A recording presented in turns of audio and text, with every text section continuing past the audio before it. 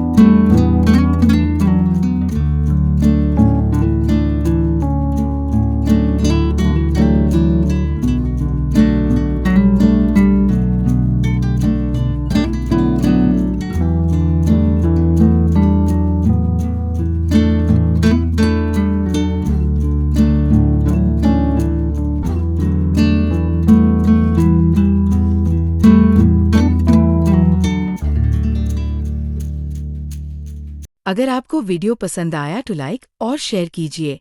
Channel को subscribe कीजिए। आने वाले वीडियो की नोटिफिकेशन के लिए बेल आइकन को ऑन कीजिए।